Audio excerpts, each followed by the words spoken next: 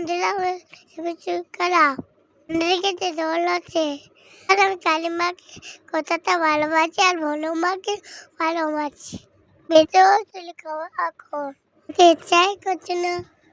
আমার মাম্মাম এটাই বললো, মাম্মামের কিন্তু ভীষণ ঠান্ডা লেগেছে এবং কানে ব্যথা আর জ্বরও এসছে।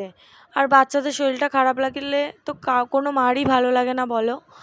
শনিবার চলে গেছিলাম মাম্মামকে নিয়ে একটু পার্কে, ও দুই মিমি আর আমি মিলে ঘুরতে চলে গেছিলাম। আর পার্কটা তো মায়ের মন্দির দিয়ে সামনে, আর আমার মাম্মাম কিন্তু কালী মাকে দেখলে খুব খুশি হয়। আর বাড়ি এসে এই র্যাকটা হঠাৎ করে ভেঙে গেছিলো, এই র্যাকটা তেমন ভালো ছিল না, একটু নড়া লাগলেই পড়ে যেত, তার জন্য আজকে ভাবলাম খুলেই ফেলি।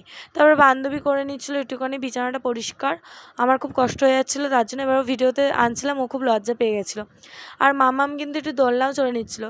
শনিবার মাম্মাম দোলনা চললে, আজকে মাম্মামের খুব শরীর খারাপ। আর আমরা তো একটু ঘুরতে যাব, তার জন্য টুকটাক কেনাকাটা করতে গেছিলাম হচ্ছে বাজারে।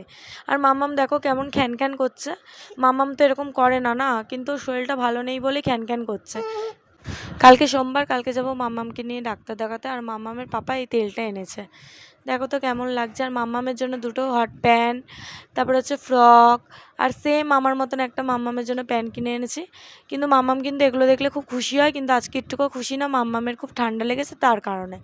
কালকে মাম্মামদের হচ্ছে ব্যায়ামের বসন্ত উৎসব আছে, এবার যাবো কিনা বলতেও পারছি না। কেমন লাগছে মাম্মামের জামা প্যান্টগুলো কমেন্ট করে জানাও। আর মাম্মামের কথা শুনতে কে কে ভালোবাসো একটু কমেন্ট করো।